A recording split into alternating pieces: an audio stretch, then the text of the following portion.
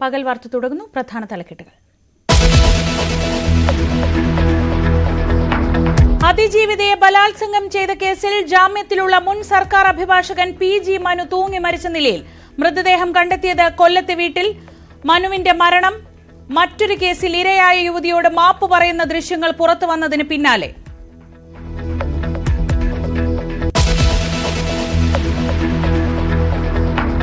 മുംബൈ ഭീകരാക്രമണ കേസിന്റെ സൂത്രധാരൻ തഹാവൂർ റാണയെ കൊച്ചിയിലെത്തിച്ച് തെളിവെടുത്തേക്കും. ഭീകര സംഘടനകളിലേക്ക് ഇന്റർവ്യൂ നടന്ന താജ് ഹോട്ടലിൽ റാണയെ കാണാനെത്തിയവരുടെ വിവരങ്ങൾ ശേഖരിച്ച് NIA.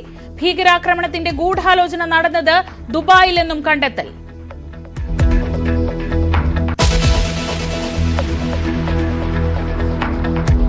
ബില്ലുകളിൽ ഒപ്പിടാൻ സമയപരിധി നിശ്ചയിച്ച സുപ്രീംകോടതി വിധിക്കെതിരെ കേന്ദ്ര സർക്കാർ നീക്കം. പുനഃപരിശോധനാ ഹർജി നൽകാൻ നീക്കം തുടങ്ങി. കോടതി ഉത്തരവിൽ കൂടുതൽ നിർദ്ദേശങ്ങൾ. ഗവർണർ ബിൽ മാറ്റിവെച്ചാൽ രാഷ്ട്രപതി സുപ്രീംകോടതിയുടെ അഭിപ്രായം തേടണമെന്ന് വിധിന്യായം.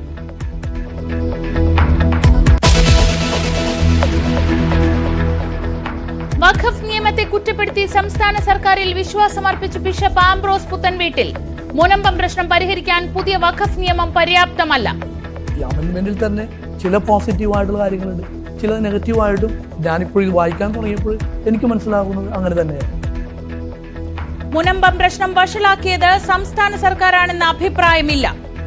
മുഖ്യമന്ത്രി എന്ന നിലയിൽ അല്ലെങ്കിൽ ഒരു രാജ്യം ഭരിക്കുന്ന സംസ്ഥാനം ഭരിക്കുന്ന ഒരു ഗവൺമെന്റിനെ വിശ്വസിക്കുക എന്നുള്ളത് അവർ പ്രത്യേകിച്ച്. ജബൽപൂരിലെ അക്രമത്തിൽ ക്രൈസ്തവർക്ക് ആശങ്ക. അടുത്ത തെരഞ്ഞെടുപ്പിൽ ലത്തീൻ സമുദായം രാഷ്ട്രീയ നിലപാട് പറയുമെന്നും കോട്ടപ്പുറം ബിഷപ്പ് ന്യൂസ് 18നോട്.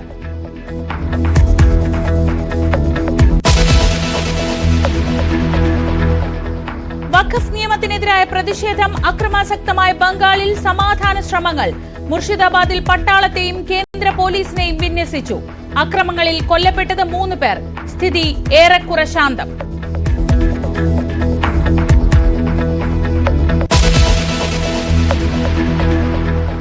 ഷൈൻ ടോം ചാക്കോയെ വെറുതെ വിട്ട ലഹരി കേസിൽ പോലീസിനെ കുറ്റപ്പെടുത്തി വിചാരണ കോടതി.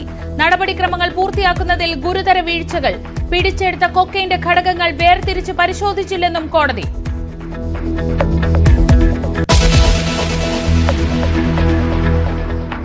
വിശുദ്ധവാരത്തിന് തുടക്കം കുറിച്ച് ഓശാന ഞായർ. കുരിശിലേറ്റപ്പെടും മുൻപുള്ള യേശുവിന്റെ ജെറുസലേം വരവ് അനുസ്മരിച്ച് വിശ്വാസികൾ.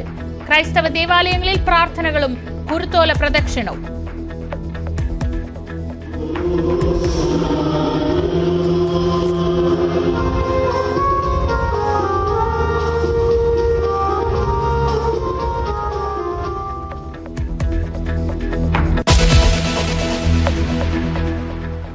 വിശദമായ വാർത്തകൾ നോക്കാം. മുംബൈ ഭീകരാക്രമണത്തിന്റെ സൂത്രധാരൻ തഹാവൂർ റാണ കൊച്ചിയിലെത്തിയപ്പോൾ താമസിച്ച താജ് റെസിഡൻസിയിൽ റിക്രൂട്ട്മെന്റിന് മുന്നോടിയായി ഇന്റർവ്യൂ നടന്നുവെന്ന് കണ്ടെത്തൽ. റാണ താജിൽ താമസിച്ചിരുന്ന 2008 നവംബർ 16, 17 തീയതികളിൽ ഹോട്ടലിൽ എത്തിയവരുടെ വിവരങ്ങൾ NIA ശേഖരിക്കുന്നു. തഹാവൂർ റാണയെ കൊച്ചിയിലെത്തിച്ച് തെളിവെടുപ്പ് നടത്തിയേക്കും. മുംബൈ ഭീകരാക്രമണത്തിന് 10 ദിവസം മുൻപ് തഹാവൂർ റാണ കൊച്ചിയിലുണ്ടായിരുന്നതായി NIA കണ്ടെത്തിയിരുന്നു. റാണ താമസിച്ചിരുന്ന കൊച്ചി താജ് റെസിഡൻസിയിൽ ഭീകരപ്രവർത്തനത്തിന് യുവാക്കളെ റിക്രൂട്ട് ചെയ്യുന്നതിന് മുന്നോടിയായുള്ള ഇന്റർവ്യൂ നടന്നതായാണ് പുതിയ കണ്ടെത്തൽ. 2008 നവംബർ 16, 17 തീയതികളിൽ ഹോട്ടലിലെത്തിയവരുടെ വിവരങ്ങൾ ശേഖരിച്ചു വരികയാണ്. തഹാവൂർ റാണയുടെ ഫോർട്ട് കൊച്ചി സന്ദർശനവും സഹായം നൽകിയവരെ കേന്ദ്രീകരിച്ചും അന്വേഷണം കേരളത്തിൽ നിന്നുള്ള NIA സംഘം ആരംഭിച്ചു. തഹാവൂർ റാണയ്ക്ക് കൊച്ചിയിൽ സഹായം നൽകിയ വ്യക്തി വിദേശത്തേക്ക് കടന്നതായാണ് പ്രാഥമിക നിഗമനം. NIA അന്വേഷണ സംഘത്തിൽ കൊച്ചിയിൽ നിന്നുള്ള 8 ഉദ്യോഗസ്ഥരെ കൂടി ഉൾപ്പെടുത്തി. റാണയെ വരും ദിവസങ്ങളിൽ കൊച്ചിയിലെത്തിച്ച് തെളിവെടുപ്പ് നടത്തിയേക്കും. ചോദ്യം ചെയ്യലിൽ പല കാര്യങ്ങളോടും വ്യക്തമായ മറുപടി റാണ നൽകുന്നില്ല. ഡേവിഡ് കോൾമാൻ ഹെഡ്ലിയുമായി ബന്ധപ്പെട്ട വിവരങ്ങളും റാണയോട് അന്വേഷണ സംഘം ചോദിച്ചറിയുന്നുണ്ട്. ന്യൂസ് 18 കൊച്ചി. ബംഗളൂരുവിലും ശ്രീലങ്കയിലും നടന്ന സ്ഫോടനങ്ങളിൽ കേരളവുമായി ബന്ധമുണ്ട്. അതുകൊണ്ട് തന്നെ തഹാവൂർ റാണ ഭീകരപ്രവർത്തനത്തിനായി കൊച്ചി കേന്ദ്രമാക്കിയെന്നത് ശരിയായിരിക്കാമെന്ന മുൻ സൈനിക ഓഫീസർ കേണൽ S. ഡീനി. കേരളം ഭീകരപ്രവർത്തനത്തിന് വളക്കൂറുള്ള മണ്ണാണെന്നത് ആശങ്കയുണ്ടാക്കുന്ന കാര്യമാണെന്നും കേണൽ ഡീനി അഭിപ്രായപ്പെട്ടു. മുൻകാലങ്ങളിൽ കേരളത്തിൽ എങ്ങനെയായിരുന്നു ഇവിടുത്തെ സ്ഥിതി അത് വെച്ച് കമ്പയർ ചെയ്യുകയാണെങ്കിൽ അത് വളരെ സത്യം ആയിട്ടുള്ള ഒരു കാര്യം തന്നെയാണ്. അപ്പൊ അങ്ങനെയുള്ള ഒരു നാട്ടിൽ പ്രത്യേകിച്ച് നമ്മൾ മുൻകാലങ്ങളിൽ കണ്ടിട്ടുണ്ട് ബാംഗ്ലൂർ ബ്ലാസ്റ്റ് അതിന്റെ ഈ പ്രതിയായിട്ടുള്ള ആളുകളെയും കേരളത്തിലായിട്ട് ലിങ്ക് ഉണ്ടായിരുന്നു. നമ്മുടെ മുന്നിലുള്ള എക്സ്പീരിയൻസ് നോക്കുകയാണെങ്കിൽ തീർച്ചയായിട്ടും തഹവൂർ റാണയെ പോലുള്ള ഭീകരവാദികളെ സംബന്ധിച്ചോളം കേരളത്തിൽ വന്ന് കേരളത്തിൽ റിക്രൂട്ട് ചെയ്യാനും മറ്റു കാര്യങ്ങൾ ചെയ്യാനും തീർച്ചയായിട്ടും നടന്നിട്ടുണ്ടാവാം എന്ന് തന്നെയായിരിക്കും നമുക്കിപ്പം വിശ്വസിക്കാൻ സാധിക്കുക. ബില്ലുകളിൽ തീരുമാനമെടുക്കാൻ സമയപരിധി നിശ്ചയിച്ച വിധിക്കെതിരെ പുനഃപരിശോധനാ ഹർജി നൽകാൻ കേന്ദ്ര സർക്കാർ.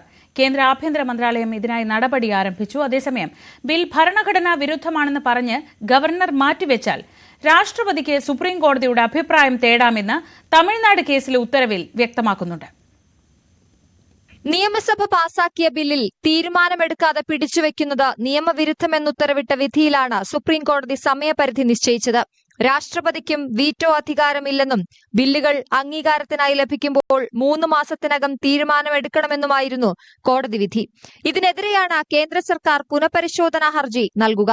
രാഷ്ട്രപതിമാർക്കും ഗവർണർമാർക്കും സമയപരിധി നിശ്ചയിച്ചത് പുനഃപരിശോധിക്കണമെന്നും വാദങ്ങൾ പരിഗണിക്കപ്പെട്ടിട്ടില്ലെന്നുമാണ് കേന്ദ്രത്തിന്റെ വാദം. തമിഴ്നാട് കേസിൽ വിധി പുറപ്പെടുവിച്ച justice JB Pardiwala, R Mahadevan എന്നിവരടങ്ങിയ ബെഞ്ച് തന്നെയാണ് പുനഃപരിശോധനാ ഹർജിയും പരിഗണിക്കുക.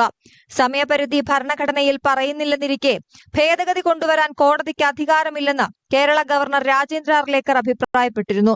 അതിനിടെ തമിഴ്നാട് കേസിലെ ഉത്തരവിന്റെ കൂടുതൽ വിശദാംശങ്ങൾ പുറത്തുവന്നു. ബിൽ ഭരണഘടനാ വിരുദ്ധമാണെന്ന് പറഞ്ഞ് ഗവർണർ മാറ്റിവെക്കുകയാണെങ്കിൽ രാഷ്ട്രപതിക്ക് സുപ്രീംകോടതിയുടെ അഭിപ്രായം തേടാം. ഇക്കാര്യം ഭരണഘടനയുടെ 143 അനുച്ഛേദത്തിൽ പറയുന്നുണ്ടെന്നും കോടതി ഉത്തരവിൽ പറയുന്നു.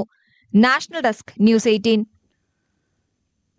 നിയമസഹായം തേടിയെത്തിയ അതിജീവിതയെ ബലാത്സംഗം ചെയ്ത കേസിലെ പ്രതിയും സർക്കാർ മുൻ അഭിഭാഷകനുമായ PG മനു മരിച്ച നിലയിൽ.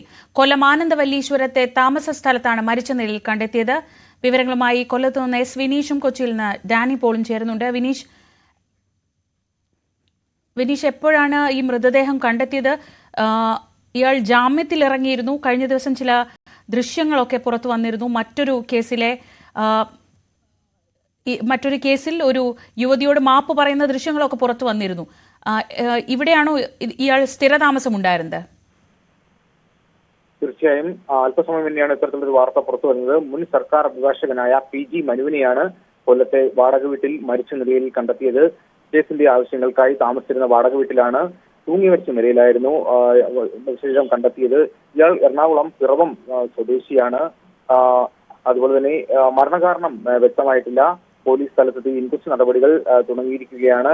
2018 ലൈംഗിക അതിക്രമ കേസുമായി ബന്ധപ്പെട്ട് 5 വർഷമായിട്ടും നടപടിയാകാതെ വന്നപ്പോഴാണ് പോലീസ് നിർദ്ദേശപ്രകാരം നിയമസഹായം തേടിയെത്തി യുവതിയെ ബലാത്സംഗം ചെയ്ത് എന്നുള്ളൊരു കേസ് ഉണ്ടായത്.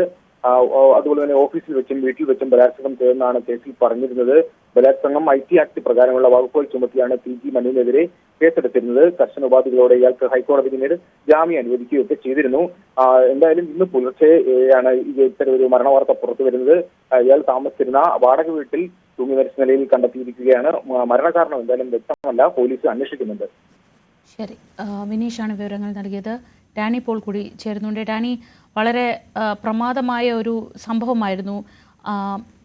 നിയമസഹായം തേടിയെത്തിയ അതിജീവിതയായ ഒരു പെൺകുട്ടിയെ ക്രൂരമായി പീഡിപ്പിച്ചു എന്ന PG മനുവിനെതിരായ കേസ് ജഡ്ജി പട്ടികയിലേക്ക് കയറാൻ നിൽക്കുമ്പോഴായിരുന്നു അന്ന് ആ കേസ് വന്നതും തുടർന്ന് ഈ നിയമ നടപടികളിലേക്കൊക്കെ പോയതും ഇയാൾ ജയിലിലായതുമൊക്കെ. പിന്നെ ഇപ്പോൾ ജാമ്യത്തിൽ ഇറങ്ങിയ ശേഷമാണ് ഇയാളും ഭാര്യയും കൂടി മറ്റൊരു കേസിൽ ഒരു സ്ത്രീയോട് ചെന്ന് മാപ്പ് പറയുന്ന ദൃശ്യങ്ങൾ പുറത്തു വന്നത്. ഇത് എത്രത്തോളം ഞെട്ടലുണ്ടാക്കുന്നതാണ് ഈ ആത്മഹത്യാ വാർത്ത? ശ്രീജ, ഇതിൽ തുടക്കം മുതൽ തന്നെ ഈ കേസിൽ ഈ രീതിയിലേക്ക്, അതായത് ഒരു അതിജീവിതയെ ഇങ്ങനെ വക്കീൽ ഓഫീസിലേക്ക് വിളിച്ചു വരുത്തുക, അവർക്ക് നിയമസഹായം എല്ലാം തന്നെ വാഗ്ദാനം ചെയ്ത ശേഷം അവർ ഈ രീതിയിലേക്ക് കാര്യങ്ങൾ എത്തിക്കുക എന്നത് തുടക്കം മുതൽ തന്നെ വളരെ ഞെട്ടിപ്പിക്കുന്ന രീതിയിൽ തന്നെയായിരുന്നു. കാരണം ഇതുമായി ബന്ധപ്പെട്ടുകൊണ്ട് പരാതി ഉയർന്നപ്പോൾ അതിനെ ആദ്യം നിഷേധിക്കുകയാണ് മനു ചെയ്തിരുന്നത്. അതിനുശേഷം ഇയാൾ അതിന് പല രീതിയിലുള്ള വ്യാഖ്യാനങ്ങൾ നൽകാൻ ഉള്ള ഒരു കാര്യങ്ങൾ ഉണ്ടായിരുന്നു. പക്ഷേ ശക്തമായ രീതിയിലുള്ള ഡിജിറ്റൽ തെളിവുകൾ അടക്കമുള്ള കാര്യങ്ങൾ പുറത്തു വന്നു. അതോടുകൂടി മനുവിന്റെ ആ രീതിയിലുള്ള ഈ ചെറുത്തുനിൽപ്പ് അത് തീർത്തും ദുർബലമാകുന്ന ഒരു അവസ്ഥയിലേക്ക് അടക്കം വരികയും ചെയ്തു. തുടർന്ന് ഹൈക്കോടതിയെ സമീപിക്കുകയും തന്റെ പ്രൊഫഷണൽ കരിയർ തകർക്കുക എന്ന ഉദ്ദേശത്തോടുകൂടി കെട്ടിച്ചമച്ച പരാതിയാണ് എന്നതടക്കമുള്ള വാദമുഖങ്ങൾ ഉന്നയിക്കുകയും ചെയ്തു. എന്നാൽ അതെല്ലാം തന്നെ കോടതി തള്ളുകയും മജിസ്ട്രേറ്റ് മുന്നിൽ കീഴടങ്ങുക അത് മാത്രമാണ് വഴി എന്ന് ഹൈക്കോടതി തന്നെ പറയുകയും ചെയ്തിരുന്നു. തുടർന്നാണ് ഈ കേസിൽ കീഴടങ്ങുന്ന അടക്കമുള്ള കാര്യങ്ങൾ ഇതിലേക്ക് വരികയും ചെയ്യുന്നത്. ഇതിൽ ഈ കാര്യങ്ങളിലേക്കുള്ള ഒരു തുടർ നടപടികൾ അടക്കമുള്ള കാര്യങ്ങൾ മുന്നോട്ട് പോവുകയും ചെയ്യുകയായിരുന്നു. ചോറ്റാനിക്കര പോലീസായിരുന്നു ഈ പരാതിയിൽ കേസെടുക്കുകയും ചെയ്തത്. സർക്കാർ അഭിഭാഷക സ്ഥാനത്ത് നിന്നടക്കമുള്ള കാര്യങ്ങൾ ഇവിടെ നിന്ന് നീക്കം ചെയ്യുകയും എല്ലാം തന്നെ ഉണ്ടായത്. അങ്ങനെ കേസിന്റെ കാര്യത്തിൽ തീർത്തും പ്രതിരോധത്തിലേക്ക് ദുർബലമാകുന്ന ഒരു അവസ്ഥയിലേക്ക് അടക്കം കാര്യങ്ങൾ മുന്നോട്ട് പോവുകയും ചെയ്യുകയായിരുന്നു. അതിനുശേഷമാണ് പിന്നീട് ഈ മറ്റൊരു കേസുമായി ബന്ധപ്പെട്ട് കൊണ്ട് ഈ കുടുംബത്തോടൊപ്പം യുവതിയുടെ വീട്ടിലെത്തി മാപ്പ് പറയുന്നത് അടക്കമുള്ള ഒരു സംഭവങ്ങൾ ഉണ്ടാകുകയും ചെയ്യുന്നത്. ഇതിന് ഇപ്പോൾ ഉണ്ടായിരിക്കുന്ന സംഭവങ്ങൾ ഇതിന്റെ എല്ലാം തന്നെ ഒരു മാനസികാഘാതമാകാം എന്നതടക്കമുള്ള ഒരു നിഗമനങ്ങളാണ് പല ഭാഗങ്ങളിൽ നിന്നും ഉയരുന്നത്. എന്തായാലും ഇപ്പോഴുണ്ടായിരിക്കുന്ന സാഹചര്യങ്ങളുടെ ഒരു പൂർണ്ണ രൂപം വ്യക്തമാകാനുണ്ട്. അത് ഈ കേസുമായി ബന്ധപ്പെട്ടുകൊണ്ട് വേറെ ഏതെങ്കിലും രീതിയിൽ ഉള്ള കാര്യങ്ങളാണോ എന്നതടക്കമുള്ള കാര്യങ്ങൾ ഇനിയും അറിയേണ്ടതുണ്ട്. ശരി, ഡാനി പോളാണ് വിവരങ്ങൾ നൽകിയത്. കൊച്ചിയിൽ നിന്ന് വിദ്യാർത്ഥിനിയായ ഒരു പെൺകുട്ടി ബലാത്സംഗ കേസ് ഒഴിവാക്കി കൊടുക്കാൻ നിയമസഹായം നൽകാം എന്ന് പറഞ്ഞ് ഓഫീസിലും ആ പെൺകുട്ടിയുടെ വീട്ടിലും വെച്ച് പീഡിപ്പിച്ച കേസിലായിരുന്നു സർക്കാർ അഭിഭാഷകനായിരുന്ന PG മനു ജയിലിലായത്. തുടർന്ന് ജാമ്യത്തിലിറങ്ങിയ ശേഷം ആണ് കഴിഞ്ഞ ദിവസം ഭർത്താവിന് ജാമ്യം വാങ്ങി നൽകാമെന്ന് പറഞ്ഞ് ഭാര്യയോട് അപമര്യാദയായി പെരുമാറി അവരെ പീഡിപ്പിച്ചു എന്നൊരു പരാതി ഉയരുകയും ആ സംഭവത്തിൽ കുടുംബത്തോടൊപ്പം ആ വീട്ടിൽ പോയി PG മനു മാപ്പ് പറയുന്ന ദൃശ്യങ്ങൾ സമൂഹ മാധ്യമങ്ങളിലൊക്കെ പ്രചരിച്ചിരുന്നു. ഇതിനു പിന്നാലെയാണ് ഇപ്പോൾ കൊല്ലം ആനന്ദവല്ലീശ്വരത്തെ താമസ സ്ഥലത്ത് തൂങ്ങി മരിച്ച നിലയിൽ PG മനുവിനെ കണ്ടെത്തുന്നത്. മറ്റു വാർത്തകൾ നോക്കാം. മുനമ്പ് പ്രശ്നം പൂർണ്ണമായി പരിഹരിക്കാൻ പുതിയ വഖഫ് നിയമത്തിനാവില്ലെന്ന് തുറന്നടിച്ച് കോട്ടപ്പുറം രൂപത. പുതിയ വഖഫ് നിയമത്തിൽ നെഗറ്റീവായ കാര്യങ്ങളുമുണ്ടെന്ന് മുനമ്പം ഉൾപ്പെടുന്ന കോട്ടപ്പുറം രൂപതയുടെ അധ്യക്ഷൻ ബിഷപ്പ് ഡോക്ടർ ആംബ്രോസ് പുത്തൻവീട്ടിൽ പ്രതികരിച്ചു. അമുസ്ലിങ്ങളെ ബോർഡിൽ ഉൾപ്പെടുത്തുന്ന വ്യവസ്ഥയടക്കം ഒട്ടും പോസിറ്റീവായ കാര്യമല്ല. നിയമത്തിൽ മറ്റെന്തെങ്കിലും ദുരുദ്ദേശങ്ങൾ ഉണ്ടോ എന്ന് വിശദമായി പഠിച്ചാലേ പറയാനാകൂ എന്നും ബിഷപ്പ് ആംബ്രോസ് Q18 പറഞ്ഞു. മുനമ്പം സമരത്തിന് എല്ലാ പരിഹാരവുമായി വഖഫ് നിയമ ഭേദഗതി ബില്ലോടെ എന്ന് ആവർത്തിച്ചു പറയുന്നു BJP നേതാക്കന്മാരെല്ലാവരും തന്നെ. അങ്ങനെ സഭ കരുതുന്നുണ്ടോ? കോട്ടപ്പുറം രൂപത അങ്ങനെ കരുതുന്നുണ്ടോ? സഭയും കോട്ടപ്പുറം രൂപതയും ഇത് പൂർണ്ണമായിട്ടും പരിഹരിച്ചതായിട്ട് കരുതുന്നില്ല. ശാശ്വത പരിഹാരം കാണണമെങ്കിൽ ഇത് കോടതിയിൽ നിന്നുള്ള വിധി വന്നിട്ട്, പ്രത്യേകിച്ച് വഖഫ് ബോർഡിൻ്റെ പേരിൽ ഇവരുടെ പേരുകൾ രജിസ്റ്ററിൽ കയറിയിട്ടുണ്ട്. ആ പേരുകൾ രജിസ്റ്ററിൽ മാറിക്കഴിഞ്ഞു റവന്യൂ അവകാശം പുനഃസ്ഥാപിച്ചാൽ മാത്രമേ ഇതിന് പ്രശ്നത്തിന് പരിഹാരമായി എന്ന് പറയാൻ സാധിക്കുകയുള്ളൂ. ഈ അമെൻമെൻറ്റിൽ തന്നെ ചില പോസിറ്റീവായിട്ടുള്ള കാര്യങ്ങളുണ്ട്, ചില നെഗറ്റീവായിട്ടും. ഞാനിപ്പോൾ ഇത് വായിക്കാൻ തുടങ്ങിയപ്പോൾ എനിക്ക് മനസ്സിലാകുന്നത് അങ്ങനെ തന്നെയാണ്. അപ്പോൾ അതുകൊണ്ട് തന്നെ അമെൻമെന്റിൽ നെഗറ്റീവായിട്ടുള്ള കാര്യങ്ങളുണ്ടോ? നെഗറ്റീവായിട്ട് ഞാൻ കാണുന്നത് പ്രത്യേകിച്ച് ഒരു ബോർഡിൻ്റെ അകത്ത് മുസ്ലിങ്ങളല്ലാത്തവരെ ചേർക്കുക എന്നുള്ളത് അത് പോസിറ്റീവായിട്ട് ഞാൻ കാണുന്നില്ല. രണ്ടാമതായിട്ട് ഞാൻ കാണാത്തൊരു കാര്യം, പ്രത്യേകിച്ച് 5 വർഷം മുസ്ലിമായ ആളുകൾ ഇതെങ്ങനെയാണ് കണ്ടുപിടിക്കുക എന്നുള്ളത്. പിന്നെ വഖഫ് ആയിട്ട് ബുദ്ധിമുട്ടുള്ള ഒരുപാട് മുസ്ലിം സഹോദരങ്ങൾ ഇവിടെ മുനമ്പത്ത് വന്നിട്ടുണ്ടാകും. അവർ പറഞ്ഞു ഞങ്ങൾക്ക് ബുദ്ധിമുട്ടുണ്ടെന്ന്. അപ്പം ഒരുപാട് മക്കൾ ഇതിൻ്റെ പിന്നിൽ. പക്ഷേ അതെനിക്ക് തോന്നുന്നു ഒരു എന്താ പറയുക, അതിൻ്റെ ഓർഡർ വിട്ടുപോയതുകൊണ്ടുള്ള പ്രശ്നങ്ങളാണ്. അപ്പോൾ ഓർഡർ വരാൻ വേണ്ടിയാണ് ഈ അമെൻഡ്മെൻറ്റ് വന്നതെങ്കിൽ പോസിറ്റീവായിട്ട് കാണാം. മറ്റു ദുരുദ്ദേശങ്ങൾ ഉണ്ടെങ്കിൽ അതാ പറഞ്ഞത്, ഇതൊക്കെ പഠിക്കണം എന്നുള്ളതിൻ്റെ കാര്യം പറഞ്ഞത്. കാരണം ഇപ്പോൾ നമുക്കതിനു വേണ്ടി 6 മാസം ആഗസ്റ്റിൽ ചെയ്യേണ്ടിരുന്നത് 6 മാസം നീട്ടി കിട്ടിയപ്പോൾ എല്ലാ പാർട്ടികൾക്കും പഠിക്കാനായിട്ട് അവസരം ഉണ്ടായിരുന്നു. ഈ ബില്ലിൽ ദുരുദ്ദേശമുണ്ടോ ഇല്ലയോ എന്ന് ഇപ്പോൾ പറയാൻ കഴിയില്ല. അത് പഠിക്കണം, അതാണോ നിലപാട്? ഇപ്പോഴും അങ്ങനെ തന്നെയാണ്. കാരണം വേറെ ഏതെങ്കിലും ഇതുണ്ടോ എന്ന് നമുക്കറിയില്ല. നമുക്ക് ഇപ്പോൾ ഇത്രയും ഈ ഭേദഗതിയിൽ വളരെ പ്രധാനമായിട്ട് നമുക്ക് പറ്റിയേക്കുന്നത് 2A ഒരു ക്ലോസാണ്. അതുമാണ് വ്യക്തമായിട്ട് നമുക്ക് തോന്നിയിരിക്കുന്നത്. അപ്പോൾ അതുകൊണ്ട് ഇപ്പം പാർലമെൻറ്റിൽ അല്ലെങ്കിൽ ഏതെങ്കിലും ബില്ല് പാസ്സാകുമ്പോൾ നമ്മൾ വളരെ വ്യക്തമായിട്ട് ഓരോ പൗരനും അറിഞ്ഞിരിക്കേണ്ടതാണ്. പക്ഷെ നമ്മൾ ആരും പഠിക്കുന്നില്ല എന്നുള്ളതാണ്. കേരളത്തിലെ കാര്യങ്ങളല്ല, ജബൽപൂരിൽ അടക്കം നടക്കുന്ന ആക്രമണങ്ങളാണ് ഇവിടുത്തെ ക്രൈസ്തവരെ കൂടുതൽ ആശങ്കപ്പെടുത്തുന്നതെന്ന് ബിഷപ്പ് ആംബ്രോസ് പുത്തൻവീട്ടിൽ. ചരിത്രം മറന്നു പോകരുത്. മതഭ്രാന്തന്മാർ പ്രശ്നങ്ങൾ ഉണ്ടാക്കുകയാണ്. ഇതുവരെ ശുശ്രൂഷിച്ചിരുന്നവരെ പോലും എന്തുകൊണ്ടാണിപ്പോൾ ശത്രുക്കളെ പോലെ കാണുന്നത്? ഇതുപോലെയുള്ള വിഷയങ്ങൾ ഈ കേരളത്തിൽ നടക്കില്ലെന്നും കോട്ടപ്പുറം ബിഷപ്പ് Q18 പറഞ്ഞു. സ്വത്ത് അവകാശങ്ങളിൽ, സ്വത്ത് തർക്കങ്ങളിൽ മുനമ്പം ജനതയ്ക്കൊപ്പം നിൽക്കുകയാണ് എന്നാണ് BJP പറയുന്നത്. ആ സമരവും അതിനൊപ്പം പിന്തുണ കൊടുക്കുകയാണ്. പക്ഷേ സഭാ തർക്കങ്ങൾ കുറേ ആയിട്ട് ഇവിടെ നടക്കുന്നുണ്ട്, പല സഭകളുമായിട്ട് ബന്ധപ്പെട്ടുള്ള, അതും ഈ സ്വത്ത് തർക്കങ്ങളുമായിട്ട് കണക്ട് ചെയ്ത കാര്യമാണ്. അതിനകത്ത് പക്ഷേ BJP ഒരിക്കലും എന്തെങ്കിലും ഒരു പരാമർശം നടത്തിയിട്ടില്ല. അതിലൊരു ഡബിൾ നിലപാടുണ്ടോ? ഞാൻ പറഞ്ഞില്ലേ, ഓരോ പാർട്ടിയുടെ ഇടപെടലിനെ കുറിച്ച് ഞാൻ പറയാൻ വലിയ ആളൊന്നുമല്ല.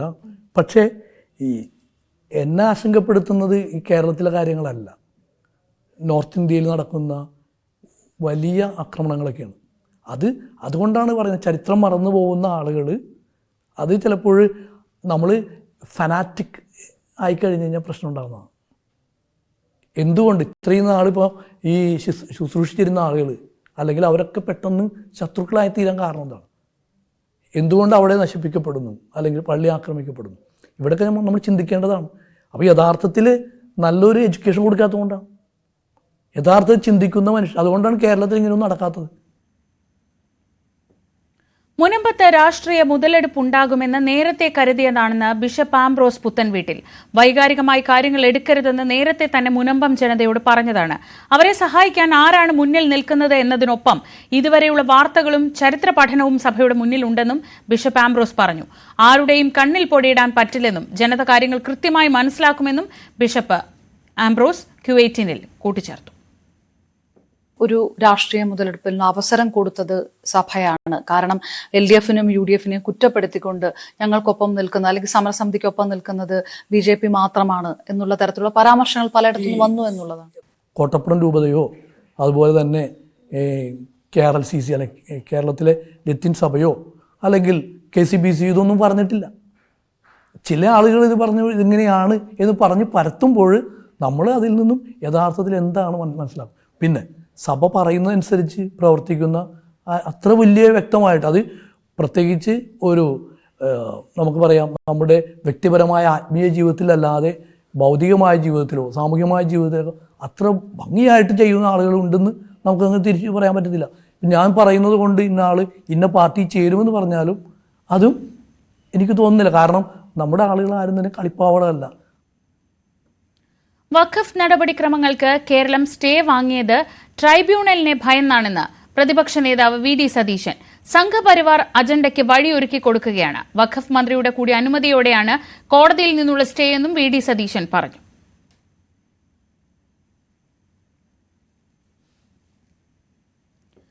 മറ്റു വാർത്തകൾ നോക്കാം. യേശുവിന്റെ പീഡാനുഭവത്തിന്റെയും കുരിശുമരണത്തിന്റെയും ഓർമ്മയിൽ ക്രൈസ്തവർ പീഡാനുഭവ വാരത്തിലേക്ക്. ഓശാന ഞായർ ആചരണത്തോടെ വിശുദ്ധ വാരാചരണത്തിന് തുടക്കമായി. വിവിധ ദേവാലയങ്ങളിൽ ഓശാന ശുശ്രൂഷകളുടെ ഭാഗമായി ഇന്ന് കുരുത്തോല പ്രദക്ഷിണം നടന്നു. വിശുദ്ധ വാരാചരണത്തിന് പ്രാർത്ഥനാ നിർഭരമായ തുടക്കം. യേശുവിനെ ജനം രാജകീയ പദവികളോടെ ഒലീവ് ഇലകളേന്തി ജെറുസലേം നഗരത്തിലേക്ക് വരവേറ്റതിന്റെ ഓർമ്മയിലായിരുന്നു തിരുകർമ്മങ്ങൾ. എറണാകുളം ഇടപ്പള്ളി തോപ്പിൽ മേരി ക്വീൻ ദേവാലയത്തിൽ നടന്ന ഓശാന ചടങ്ങുകൾക്ക് സിറോ മലബാർ സഭ major archbishop Mar Raphael Thattil നേതൃത്വം നൽകി.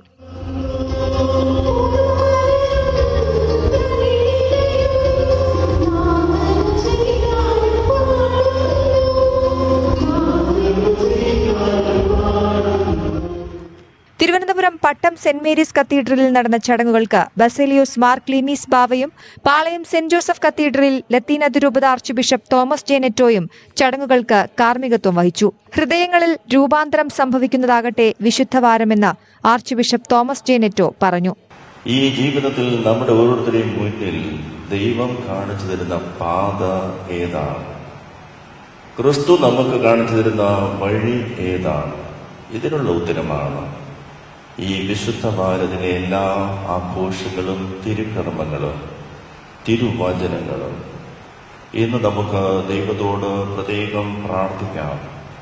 കോട്ടയം മണർകാട് സെന്റ് മേരീസ് പള്ളിയിൽ യാക്കോബായ സഭ ശ്രേഷ്ഠ കാതോലിക്ക ബസേലിയോസ് ജോസഫ് പ്രഥമൻ ബാവയാണ് ചടങ്ങുകൾ നയിച്ചത്.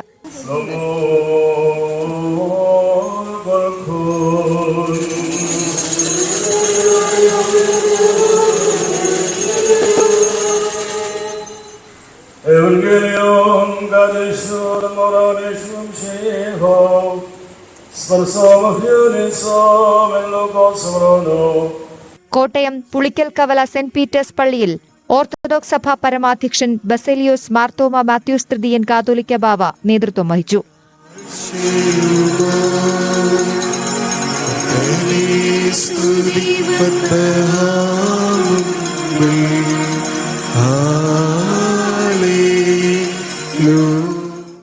വിവിധ ദേവാലയങ്ങളിൽ ഓശാന ശുശ്രൂഷകളുടെ ഭാഗമായി കുരുത്തോല വിതരണവും പ്രത്യേക തിരുക്കർമ്മങ്ങളും നടന്നു. വിശ്വാസി സമൂഹം നഗരവീഥികളിലും ദേവാലയങ്ങളിലും കുരുത്തോല പ്രദക്ഷിണം നടത്തി. വിവിധ ബ്യൂറോകൾക്കൊപ്പം ന്യൂസ് ഡെസ്ക് ന്യൂസ് 18. ഭരണത്തിലിരിക്കുന്നവർ ആരും വിമർശനങ്ങൾക്ക് അതീതരല്ലെന്ന് archbishop doctor Varghese Chakkalakkal. ഒരുപാട് പുകഴ്ത്തിയാൽ അതിന്റെ ഫലമായി അവർ ഒന്നും ചെയ്യാതെ വരും. അധികാരത്തിലിരിക്കുന്നവരെ കാര്യങ്ങൾ അറിയിക്കേണ്ട കടമ ജനങ്ങൾക്കാണെന്നും archbishop doctor Varghese Chakkalakkal കൂട്ടിച്ചേർത്തു. പുകഴ്ത്തി ആളുകളെ ചീത്തയാക്കരുത്. ചിലപ്പോഴൊക്കെ ഈ ഭരണത്തിലിരിക്കുന്നവരെ അല്ലെങ്കിൽ മറ്റുള്ളവരൊക്കെ നമ്മൾ ഒത്തിരി പുകഴ്ത്തും. നന്മ ചെയ്താലും അല്ല പുകഴ്ത്തും. അതിൻ്റെ ഫലമായിട്ട് എന്താ പറ്റണമെന്ന് വെച്ചിട്ടുണ്ടെങ്കിൽ അവരൊന്നും ചെയ്യാതെ വരും. അപ്പോൾ ആവശ്യത്തിന് പുകഴ്ത്തണം, ആവശ്യത്തിന് കാര്യങ്ങൾ പറഞ്ഞ് കൊടുക്കുകയും വേണം. വിമർശനം അനിവാര്യമാണ്. വിമർശനത്തിലൂടെയാണ് വളരാൻ പറ്റുന്നത്. ശരിക്കും പറഞ്ഞിട്ടുണ്ടെങ്കിൽ വിമർശനം എല്ലായിടത്തും ആവശ്യമാണ്. നമ്മൾ വിമർശിക്കാതിരിക്കുമ്പോൾ എന്താ പറ്റുന്ന കാര്യങ്ങൾ അവരറിയില്ല. ഒരു കാര്യമുള്ളതാണ്, നമ്മൾ അധികാരത്തിലിരിക്കുന്നവർ, ഇപ്പം ഞാനടക്കമുള്ളവർ പലപ്പോഴും പല കാര്യങ്ങളും അറിയാതെ പോകും. എല്ലാവരും വിചാരിക്കും ഇദ്ദേഹത്തിന് അറിയാമെന്ന്, പക്ഷെ നമുക്കറിയാൻ പറ്റാവില്ല. നമ്മുടെ ചുറ്റുപാടും നടക്കുന്ന കാര്യങ്ങളെല്ലാം ഒന്നും നമ്മൾ ചിലപ്പോൾ അറിഞ്ഞെന്ന് വരില്ല. അത് അറിയിക്കേണ്ട കടമ ജനങ്ങളുടേതാണ്. ആരെങ്കിലും അത് പറഞ്ഞു കൊടുക്കാനായിട്ട് വേണം. അത് ഭരണത്തിലിരിക്കുന്നവരായാലും ആരായാലും ഇങ്ങനെയൊക്കെ സംഭവിക്കുന്നുണ്ട്, ഒന്ന് അറിഞ്ഞിരിക്കുന്നത് നല്ലതാണ് എന്ന് അവർക്ക് പറഞ്ഞു കൊടുക്കുകയാണെങ്കിൽ അത് നല്ലതായിരിക്കുമെന്നാണ് തോന്നുന്നത്. ഓർത്തഡോക്സ് സഭയ്ക്കെതിരെ യാക്കോബായ സഭ. ചില ആളുകൾക്ക് കേസ് കൊടുക്കുന്നതിന് നോയമ്പ് കാലമെന്നും ഒന്നും പ്രശ്നമല്ലെന്ന് യാക്കോബായ സഭ ശ്രേഷ്ഠ കാതോലിക്ക ബസേലിയോസ് ജോസഫ് ബാവ വിമർശിച്ചു. അവരെ ഓർത്ത് പ്രാർത്ഥിക്കാൻ മാത്രമേ സാധിക്കൂ. വ്യവഹാരമാർഗം ഒഴിവാക്കാൻ പീഡാനുഭവ വാരത്തിൽ അവർക്ക് ചിന്തിക്കാനാകട്ടെ എന്നും ഓശാന സന്ദേശത്തിൽ ശ്രേഷ്ഠ ബാവ പറഞ്ഞു. കേന്ദ്ര സംസ്ഥാന സർക്കാരുകൾ സ്ഥാനാരോഹണത്തിന് പ്രതിനിധി സംഘത്തെ അയച്ചതും ശ്രേഷ്ഠ ബാവ പരാമർശിച്ചു. നമുക്ക് ആരോടും വിരോധമോ ആരോടും വെറുപ്പോ വിദ്വേഷമോ ഒന്നുമില്ല. സഹോദരങ്ങളോട് സ്നേഹം മാത്രമാണ്. ഈ നോയമ്പ് കാലങ്ങളിൽ ഈ പള്ളിയിൽ കേസുകൾ ഉണ്ട്.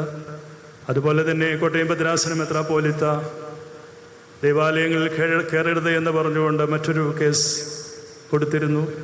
അതുപോലെ തന്നെ അങ്കമാലി ഭദ്രാസനത്തിലെ പല പള്ളികളിലും, കൊച്ചി കണ്ടനാട് അങ്കമാലി ഭദ്രാസനത്തിലെ പള്ളികളിൽ എന്നെ കയറ്റരുത്, ചില തിരുമേനിമാരെയും കയറ്റരുത് എന്ന് പറഞ്ഞുമൊക്കെ കേസുകൾ ഇങ്ങനെ ധാരാളമായി കൊടുക്കുന്നുണ്ട്. ചില ആളുകൾക്ക് കേസ് കൊടുക്കുന്നതിനും കേസ് പറയുന്നതിനും ഒന്നും നൊയമ്പും നമസ്കാരവും പീഠാനുഭവാരവും ഒന്നും ഒരു പ്രശ്നമല്ല. കോടതി കയറ്റുവാനും കോടതി കയറുവാനും നൊയമ്പും ആത്മീയതയും പീഠാനുഭവവും ഒന്നും ആർക്കും പ്രശ്നമല്ല. ചില ആളുകൾക്കൊക്കെ നമുക്ക് അവരെ ഓർത്ത് പ്രാർത്ഥിക്കാൻ മാത്രമേ സാധിക്കുകയുള്ളൂ. നാളെ വിഷുവാണ്. നാടെങ്ങും വിഷുവിനെ വരവേൽക്കാനുള്ള തയ്യാറെടുപ്പിലാണ്. വിഷു പടക്ക വിപണിയിൽ പുതിയ ഇനങ്ങളാണ് ഇത്തവണത്തെ ട്രെൻഡ്. ഐസ്ക്രീം പൂക്കുറ്റിയും ലോലിപോപ്പ് ഗണ്ണും തുടങ്ങി ആഘോഷം വർണ്ണാഭമാക്കുന്ന ഇനങ്ങൾ ഒട്ടനവധിയാണ്. പെരിന്തൽമണ്ണയിൽ നിന്ന് CV അനുമോദിന്റെ റിപ്പോർട്ട് കാണാം. വിഷുവിന്റെ പടക്ക കച്ചവടം ചൂട് പിടിച്ചിരിക്കുകയാണ്. ഇനി ഏതാനും മണിക്കൂറുകൾ മാത്രമാണ് വിഷു ആഘോഷത്തിന് ബാക്കിയുള്ളത്. നമ്മളിപ്പോൾ ഉള്ളത് പെരിന്തൽമണ്ണയിലാണ്. വിഷു വിപണിയിൽ ഏറ്റവും അധികം വിറ്റഴിയുന്ന പടക്കങ്ങളും പൂത്തിരികളും അതേപോലെ തന്നെ മറ്റ് വർണ്ണാഭമായ ഇനങ്ങളൊക്കെ നിറഞ്ഞിരിക്കുന്നുണ്ട്. ഇപ്രാവശ്യം കുട്ടികൾക്ക് ഇഷ്ടപ്പെട്ട കുറച്ച് ഐറ്റംസ് ഒക്കെ ഉണ്ട്. പിന്നെ ക്രാക്കലിംഗ് ഗണ്ണ്, പിന്നെ പിന്നെ ലോലിപോപ്പ്, പിന്നെ ലഡു എന്ന് പറഞ്ഞിട്ടൊരു സാധനമുണ്ട്.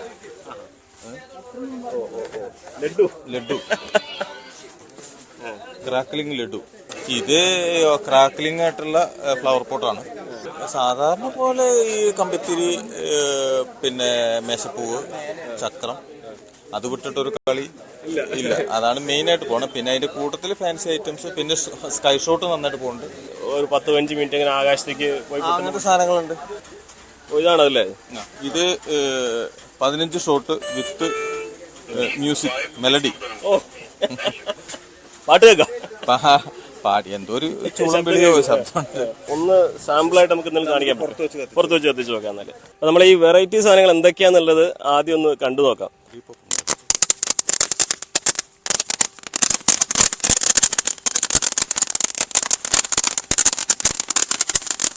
ഇത് പൊളിയാട്ടോ. ഇത് ഗണ്ണാണോ ഇനി അല്ലേ?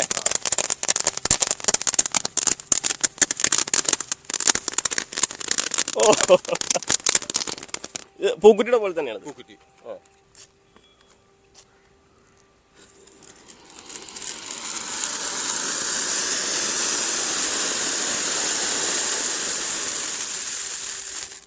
പടക്ക വിപണി അടക്കം എല്ലാം ഇതിനകം സജീവമായി കഴിഞ്ഞിട്ടുണ്ട്. അഖിലോട്ട് പാറയ്ക്കൊപ്പം CV അനുമോദ്, ന്യൂസ് 18.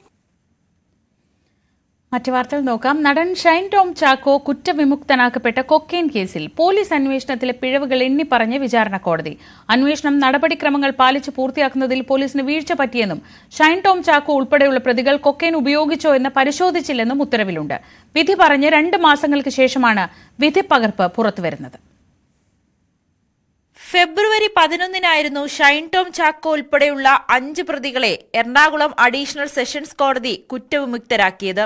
ഉത്തരവ് വന്ന് 2 മാസങ്ങൾക്ക് ശേഷം കോടതി വിധിപ്പകർപ്പ് പുറത്തുവരുമ്പോൾ പോലീസ് പ്രതിക്കൂട്ടിലാകുകയാണ്. പ്രതികൾ കൊക്കെയിൻ ഉപയോഗിച്ചു എന്ന് പോലീസ് പരിശോധിച്ചില്ല. രഹസ്യവിവരത്തിന്റെ അടിസ്ഥാനത്തിലായിരുന്നു പരിശോധന എന്ന പ്രോസിക്യൂഷൻ വാദം പോലീസ് പട്രോളിംഗ് സംഘം കോടതിയിൽ തള്ളിപ്പറഞ്ഞു. ഷൈൻ ടോം ചാക്കോ ഉണ്ടായിരുന്ന ഫ്ളാറ്റ് തുറന്നതാരാണെന്നും ആദ്യം അകത്തേക്ക് കടന്നതാരാണെന്നും പോലീസ് ഉദ്യോഗസ്ഥന് ഓർമ്മയുണ്ടായിരുന്നില്ലെന്നും വിധിപ്പകർപ്പിലുണ്ട്. കേസിൽ പിടിയിലായ യുവതികളെ പരിശോധിച്ചത് വനിതാ പോലീസല്ല. 1-ാം പ്രതി രേഷ്മയുടെ പോക്കറ്റിൽ നിന്നും കൊക്കെയിൻ കണ്ടെത്തിയിട്ടില്ലെന്നാണ് വനിതാ പോലീസ് ഉദ്യോഗസ്ഥ വിചാരണാഘട്ടത്തിൽ പറഞ്ഞത്. പിടിച്ചെടുത്ത കൊക്കെയിന്റെ ഘടകങ്ങൾ വേർതിരിച്ച് പരിശോധിക്കുകയോ പോലീസ് കണ്ടെത്തിയ വസ്തുക്കൾ സെർച്ച് മെമ്മോയിൽ രേഖപ്പെടുത്തുകയോ ചെയ്തിട്ടില്ല. കൊക്കെയിൻ ഹൈഡ്രോക്ലോറൈഡാണ് പിടിച്ചെടുത്തത്. എന്നാൽ ഫോറൻസിക് ലാബിൽ ക്ലോറൈഡ് ഉൾപ്പെടെയുള്ള ഘടകങ്ങൾ കൃത്യമായി വേർതിരിച്ച് പരിശോധന നടത്തിയിട്ടില്ലെന്നും കോടതി ഉത്തരവിൽ പറയുന്നു. 2015 ഫ്ളാറ്റിൽ നിന്നും കൊക്കെയിൻ പിടിച്ചെടുത്തതിൽ നടൻ ഷൈൻ ടോം ചാക്കോ ഉൾപ്പെടെയുള്ളവരെ പ്രതികളാക്കി കടവന്ത്ര പോലീസ് കേസെടുത്തത്. ന്യൂസ് 18 കൊച്ചി. മാധ്യമപ്രവർത്തകൻ സിദ്ദിഖ് കാപ്പനെതിരെ അസാധാരണ നീക്കവുമായി പോലീസ്. രാത്രി 12 മണിക്ക് വീട്ടിലെത്തി പരിശോധന നടത്തുമെന്നായിരുന്നു പോലീസിന്റെ അറിയിപ്പ്. പരിശോധനയ്ക്ക് എത്തിയില്ലെങ്കിലും പോലീസ് നടപടി ദുരൂഹമാണെന്നും ഭയപ്പെടുത്താൻ ശ്രമിക്കുകയാണെന്നും സിദ്ദിഖ് കാപ്പൻ പ്രതികരിച്ചു. കഴിഞ്ഞ ദിവസം വൈകിട്ടാണ് വേങ്ങര പോലീസ് സ്റ്റേഷനിലെ 2 ഉദ്യോഗസ്ഥർ സിദ്ദിഖ് കാപ്പന്റെ വീട്ടിലെത്തിയത്. രാത്രി വീട്ടിലുണ്ടാകുമോ എന്ന് അന്വേഷിച്ച ഇവർ അർദ്ധരാത്രി 12 മണിയോടെ മലപ്പുറത്തു നിന്നും പോലീസ് എത്തുമെന്ന് സിദ്ദിഖ് കാപ്പനെ അറിയിക്കുകയായിരുന്നു. അസാധാരണ നീക്കത്തെക്കുറിച്ച് അന്വേഷിച്ചെങ്കിലും കൂടുതലൊന്നും പറയാൻ പോലീസ് തയ്യാറായില്ല. രാത്രി 2 മണിവരെ കാത്തിരുന്നെങ്കിലും പോലീസ് എത്തിയില്ല. എന്തിനു വേണ്ടിയാണ് അർദ്ധരാത്രിയിൽ പോലീസ് പരിശോധനയ്ക്ക് എത്തുന്നതെന്ന് വ്യക്തമല്ലെന്ന് സിദ്ദിഖ് കാപ്പൻ പറഞ്ഞു. താൻ ഒരു സ്ഥിരം കുറ്റവാളിയല്ല, പോലീസ് നീക്കം നിഗൂഢമാണെന്നും സിദ്ദിഖ് കാപ്പൻ പ്രതികരിച്ചു. സാധാരണ ചെക്കിംഗ് എന്നൊക്കെ പറയുമ്പോൾ അസാധാരണമായ സമയമാണല്ലോ. 12 മണിക്ക് ശേഷം പ്രത്യേകിച്ച് ഒരു വീട്ടിൽ വന്നിട്ട് പ്രത്യേകമായ ഒരു സാഹചര്യം ഇല്ലാത്ത സമയത്ത് 12 മണിക്ക് ശേഷം ചെക്കിങ്ങിന് വരിക എന്ന് പറയുന്നത് ഞാനൊരു ഹാബിച്വൽ ഒഫൻഡറൊന്നുമല്ല. വീട്ടിലെ കുട്ടികളുണ്ട്, സ്ത്രീകളുണ്ട്, ഇവരൊക്കെ ഉറക്കം ഒഴിച്ചിട്ട് ഈ പോലീസിനെ സ്വീകരിക്കാൻ വേണ്ടിയിട്ട് കാത്തിരിക്കുകയാണ്. അപ്പോൾ ഇതൊരു ഒരു നിഗൂഢത ഉണ്ടാക്കുന്നത് പൊതുസമൂഹത്തിനിടയിലോ അല്ലെങ്കിൽ ആരെയോ ഭയപ്പെടുത്താനുള്ള ശ്രമം. പോലീസ് ആസ്ഥാനത്തു നിന്നും സാധാരണ ലഭിക്കുന്ന നിർദ്ദേശങ്ങളുടെ ഭാഗമായാണ് പരിശോധന നടത്താൻ തീരുമാനിച്ചതെന്നായിരുന്നു പോലീസിന്റെ വിശദീകരണം. സിദ്ദിഖ് കാപ്പൻ കേസിൽ ഉൾപ്പെട്ട ജാമ്യത്തിലുള്ള വ്യക്തിയാണ്. ഇത്തരം കേസുകളിൽ ഉൾപ്പെടുന്നവരുടെ പട്ടിക പോലീസിന്റെ പക്കലുണ്ട്. അതുപ്രകാരം നടത്തുന്ന പരിശോധനകളുടെ ഭാഗമായിരുന്നു അന്വേഷണമെന്നും പോലീസ് വിശദീകരിച്ചു. ഹത്രാസ് സംഭവം റിപ്പോർട്ട് ചെയ്യാൻ പോയതിന്റെ പേരിൽ UP പോലീസ് കേസെടുത്ത് ജയിലിലടച്ച മാധ്യമപ്രവർത്തകനാണ് സിദ്ദിഖ് കാപ്പൻ. ന്യൂസ് 18 മലപ്പുറം. കേരളത്തിൽ നിന്ന് ആദ്യ വിമാന സർവീസായ എയർ കേരളയുടെ ആദ്യ വിമാനം ജൂണിൽ കൊച്ചിയിൽ നിന്ന് പറന്നുവരും. പ്രവാസി മലയാളികളുടെ പ്രതീക്ഷയ്ക്കൊത്ത സർവീസായിരിക്കും എയർ കേരളയുടേതെന്ന് ചെയർമാൻ അഫി അഹമ്മദ് പറഞ്ഞു. എയർ കേരളയുടെ ആലുവയിലെ കോർപ്പറേറ്റ് ഓഫീസ് മറ്റന്നാൾ ഉദ്ഘാടനം ചെയ്യും. ദക്ഷിണ മധ്യ ഇന്ത്യയിലെ ചെറുകിട നഗരങ്ങളെ മെട്രോ നഗരങ്ങളുമായി ബന്ധിപ്പിച്ചായിരിക്കും എയർ കേരളയുടെ ആദ്യ സർവീസുകൾ. ആദ്യഘട്ടത്തിൽ ആഭ്യന്തര സർവീസുകൾ ആരംഭിക്കുന്ന എയർ കേരള വൈകാതെ അന്താരാഷ്ട്ര സർവീസിനും തുടക്കമിടും.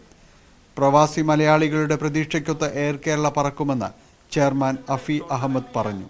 ഇനി 2030 ആകുമ്പോഴേക്ക് ഏകദേശം 30ഓളം ഏവിയേഷൻ കമ്പനിയെങ്കിലും ഇന്ത്യയിൽ വേണമെന്നാണ് സിവിൽ ഏവിയേഷൻ തന്നെ കണ്ടെത്തിയിരിക്കുന്ന പഠനം.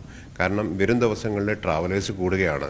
കാരണം എല്ലാവർക്കും ടൈം വാല്യൂഡാണ്. ജനങ്ങൾക്ക് ഏറ്റവും പെട്ടെന്ന് പോയി വരാനുള്ളൊരു ഫെസിലിറ്റീസ് വരുന്ന ദിവസങ്ങളിൽ T2 എയർ എന്നുള്ള ഒരു സംവിധാനം, അതായത് സൗത്ത് ഇന്ത്യ ആയിരിക്കും ആദ്യത്തെ സെക്ടറുകൾ, നമ്മുടെ എയർപോർട്ടുകൾ കേന്ദ്രീകരിച്ചിട്ടാണ് ആദ്യം കേരളത്തിൽ നിന്നും നമ്മളെ നിയറസ്റ്റ് എയർപോർട്ടുകൾ കേന്ദ്രീകരിച്ചിട്ടായിരിക്കും ഓപ്പറേറ്റ് ചെയ്യുക. ഇൻ ഫ്യൂച്ചർ നമ്മൾ നോർത്ത് കാര്യങ്ങളിലേക്കെല്ലാം മൂവ് ചെയ്യും, പിന്നെ ഇന്റർനാഷണലിലേക്ക് മൂവ് ചെയ്യും.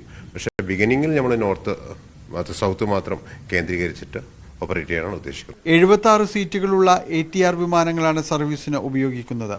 എല്ലാം ഇക്കോണമി ക്ലാസ് സീറ്റുകളായിരിക്കും. ആദ്യഘട്ടത്തിൽ 5 വിമാനങ്ങളാണ് സർവീസ് നടത്തുക. ആലുവയിലെ കോർപ്പറേറ്റ് ഓഫീസിന്റെ ഉദ്ഘാടനം ഈ മാസം 15 നടക്കും. 200-ലധികം ജീവനക്കാർ ഇവിടെ ഉണ്ടാകും. ന്യൂസ് 18 കൊച്ചി.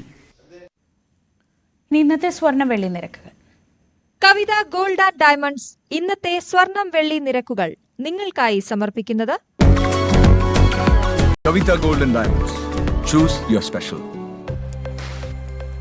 സ്വർണ്ണവില ഗ്രാമിന് 22 കാരറ്റ് ഗ്രാമിന് 8,770 രൂപ, പവന് 70,160 രൂപ. സ്വർണം 18 കാരറ്റ് ഗ്രാമിന് 7,260 രൂപ, പവന് 58,080 രൂപ.